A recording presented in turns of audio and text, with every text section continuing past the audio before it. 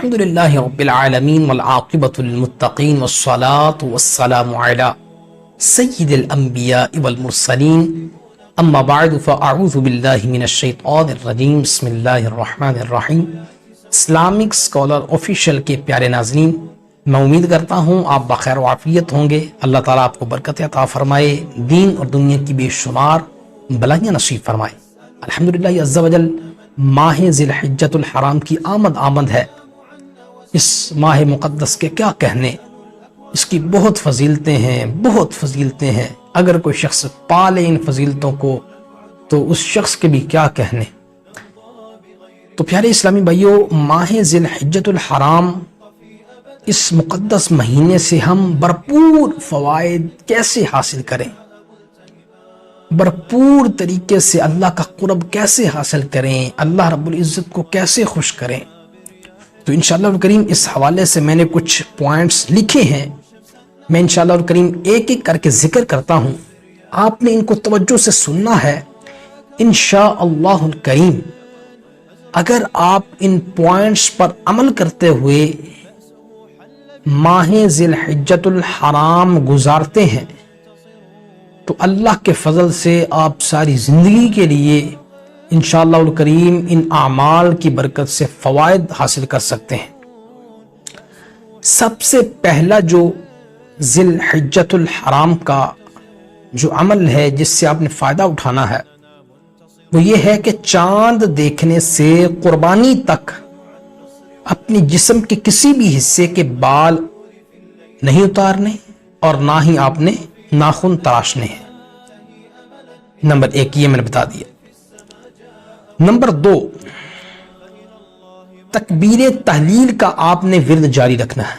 تکبیر تحلیل اللہ اکبر لا الہ الا اللہ واللہ اکبر وللہ الحمد، اس تکبیر تحلیل کا آپ نے اپنی زبان پر ورد رکھنا ہے اس ماہ مقدس کے اندر۔ تیسرے نمبر پر وہ یہ ہے کہ یوم عرفہ یعنی 9 ذی الحجۃ الحرام کا آپ نے روزہ رکھنا ہے۔ ویسے تو یہ مہینہ ایسا مہینہ ہے کہ اس کے اندر پورے مہینے کے اندر آپ روزے رکھیں تو بے شمار فضیلت کے حامل ہیں یہ روزے، لیکن کوشش فرمائیں آپ کم از کم 10 روزے جو ہیں 1 ذی الحجۃ الحرام سے 9 ذی الحجۃ الحرام تک کوشش فرمائیں کہ آپ جو ہے وہ روزے رکھیں، نہیں تو کم از کم آخری 3 دن رکھ لیں، وہ بھی نہیں رکھ سکتے تو کم از کم یوم عرفہ یعنی 9 ذی الحجۃ الحرام کا آپ روزہ رکھنے کی ضرور ترکیب بنائیں، خود بھی رکھیں، گھر والوں کو، رشتہ داروں کو اس کی ترغیب دیں تاکہ وہ اس سے بھرپور فوائد حاصل کر سکیں۔ اور ویسے بھی روزہ دار کی دعا قبول ہوتی ہے، اور ماہ ذی الحجۃ الحرام میں اگر آپ روزہ رکھیں تو اس کی تو کیا ہی بات ہے، کیا ہی فضیلتیں ہیں اس کی، تو اس موقع سے فائدہ اٹھانا چاہیے ہمیں۔ تو یہ تھا تیسرے نمبر پر عمل۔ چوتھا جو آپ نے کام کرنا ہے وہ خواتین ہیں یا مرد ہیں، نماز کی آپ نے پابندی کرنی ہے۔ اگر مرد حضرات ہیں تو کوشش فرما کر باجماعت مسجد میں نماز کی ترکیب کریں، تو انشاءاللہ الکریم اس مہینے کے اندر عادت بن گئی تو انشاءاللہ پوری زندگی سنور جائے گی آپ کی۔ 5ویں نمبر پر جو فائدہ ہے اس کا وہ ہے گناہوں سے بچنا، بالخصوص نظر اور زبان کی حفاظت آپ نے کرنی ہے۔ اس کا بہترین حل یہ ہے کہ آپ ضرورت سے زیادہ نہ کھائیں، ضرورت سے کم کھائیں تاکہ آپ گناہوں سے بچ سکیں۔ تو انشاءاللہ الکریم اگر آپ نے یہ کلیہ اپنایا، کم کھانے والا، پیٹ کا قفل مدینہ لگایا، تو انشاءاللہ الکریم آپ کی نظر کی بھی حفاظت ہو جائے گی، اور اللہ نے چاہا تو آپ کی زبان کی بھی حفاظت ہو جائے گی انشاءاللہ الکریم۔ اس کی برکت سے آپ گناہوں سے بچ جائیں گے۔ صرف یہ ماہ ذی الحجۃ الحرام کی پریکٹس کریں گے تو انشاءاللہ ساری زندگی آپ کی سنور جائے گی۔ نمبر 6 پر جو آپ نے کام کرنا ہے وہ ہے فرض نمازوں کے بعد تسبیح فاطمی۔ تسبیح فاطمی کا سب کو پتہ ہے، جیسے ہی آپ نماز پڑھیں، فرض نماز، جس طرح کہ صبح فجر کے 2 فرض ہیں، فرض کے بعد اسی طرح ظہر کے جو 4 فرض ہیں، ان فرضوں کے بعد آپ نے ترکیب بنانی ہے تسبیح فاطمی کی۔ 33 مرتبہ سبحان اللہ، 33 مرتبہ الحمدللہ اور 34 مرتبہ اللہ اکبر، یہ تسبیح فاطمی۔ اس کا آپ نے ماہ ذی الحجۃ الحرام میں اس کی آپ نے ترکیب بنانی ہے، اور مضبوط ترکیب بنائیں گے تو انشاءاللہ الکریم ساری زندگی آپ کو اس کی عادت پڑ جائے گی، اور اس کے اتنے فوائد ہیں تسبیح فاطمی کے کہ یقین مانے آپ زندگی کی ہر پریشانی سے بری ہو جائیں گے، ہر ٹینشن، ہر فکر، ہر غم سے آپ کو نجات مل جائے گی۔ خصوصاً رزق کے حوالے سے تسبیح فاطمی اکسیر کی حامل ہے، لاجواب اور مجرب ہے الحمدللہ عز و جل۔ اسی طرح 7ویں نمبر پر جو آپ نے کام کرنا ہے وہ ہے قرآن مجید کی تلاوت اور درود پاک کی کثرت اور کلمہ طیبہ کا ورد۔ اس کو آپ نے معمول بنانا ہے ماہ ذی الحجۃ الحرام میں۔ درود پاک کے حوالے سے آپ نے عادت بنائے، درود پاک کی بہت فضیلت ہے، درود پاک بگڑے ہوئے کاموں کو سنوار دیتا ہے، تو اگر یہ آپ معمول بنا لیں تو انشاءاللہ الکریم ساری زندگی کے لیے یہ آپ کو فائدہ دے گا۔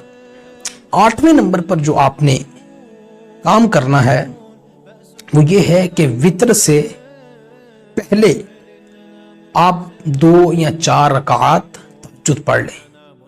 اگر آپ سونے کے بعد اٹھنے کی امید رکھتے ہیں تو یہ سب سے افضل ہے کہ آپ سو کے جب اٹھے پھر تہجد پڑھ لیں۔ اگر آپ کو اٹھنے کی امید نہیں ہے تو پھر آپ یہی کریں کہ وتر سے پہلے آپ 2 رکعت یا 4 رکعت یا 8 رکعت جتنے بھی آپ پڑھ سکتے ہیں تہجد کے پڑھ کے اس کے بعد وتر پڑھ لیں۔ اسی طرح 9 نمبر پر جو آپ نے عمل کرنا ہے وہ ہے صدقہ و خیرات۔ زیادہ سے زیادہ صدقات، زیادہ سے زیادہ خیرات کریں۔ عام دنوں میں صدقہ و خیرات اس کا ایک اپنا ثواب ہے، لیکن ماہ ذی الحجۃ الحرام میں صدقہ و خیرات کرنا اس کی تو کیا ہی بات ہے، کیا ہی شان ہے ایسے شخص کی جو ماہ ذی الحجۃ الحرام میں صدقہ و خیرات کی کثرت کر دیتا ہے۔ اللہ رب العزت بھی پھر ساری زندگی اس کو کثرت سے دیتا ہے، اس کو رزق کی کمی نہیں آنے دیتا۔ اسی طرح 10ویں نمبر پر جو آپ نے عمل کرنا ہے وہ ہے استغفار، درود پاک سوتے وقت، اور اسی طرح سوتے وقت اگر آپ دوبارہ تسبیح فاطمی پڑھ لیں، پہلے تو میں نے آپ کو بتایا فرضوں کے بعد، لیکن 10واں عمل جو میں بتا رہا ہوں اس کے اندر آپ سوتے وقت تسبیح فاطمی پڑھیں، استغفار کریں، دعا کریں، درود پاک پڑھیں اور پھر سو جائیں۔ انشاءاللہ الکریم اس کی برکت آپ اپنی آنکھوں سے دیکھیں گی اللہ نے چاہا تو۔ اور اس کے بعد جو 11ویں نمبر پر عمل آپ نے کرنا ہے وہ ہے 9 ذی الحجۃ الحرام کی فجر سے 13 ذی الحجۃ الحرام کی عصر تک تکبیر تشریق پڑھنی ہے، ٹھیک ہے؟ اللہ اکبر لا الہ الا اللہ واللہ اکبر وللہ الحمد۔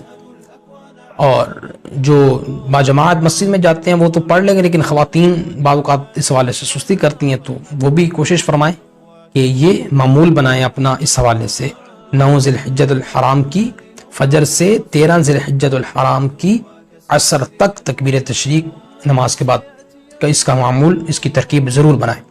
12ویں نمبر پر جو کام ہے وہ ہے 10 ذی الحجہ یا ایام قربانی میں قربانی کرنا۔ جو صاحب استطاعت ہیں، جس پر قربانی واجب ہے، اس کا واجب کرنا، یہ بھی بہت بڑا عمل ہے، اس کا بھی انشاءاللہ الکریم ساری زندگی کے لیے نیکیاں، فوائد اور پتہ نہیں کیا کیا انسان کو نصیب ہوتا ہے۔ تو یہ میں نے آپ کو 12 اعمال بتائے ہیں، ان کو کرنے سے آپ ماہ ذی الحجۃ الحرام اس مقدس مہینے سے بے شمار فوائد حاصل کر سکتے ہیں، بے شمار فوائد آپ کو نصیب ہو سکتے ہیں اگر آپ ان 12 اعمال پر عمل کریں۔ اس کے حوالے سے ایک اور بڑی بھی ویڈیو ہے 7 اعمال والی، اسی کے اندر بھی یہی کچھ ہیں لیکن کچھ وضاحت کے ساتھ بھی ہیں، تو اس حوالے سے میں نے یہ بنائی، یہ بالکل شارٹ ہے اور اس کے اندر زیادہ فوائد ہیں، تو کوشش فرمائیں کہ ان فوائد سے آپ،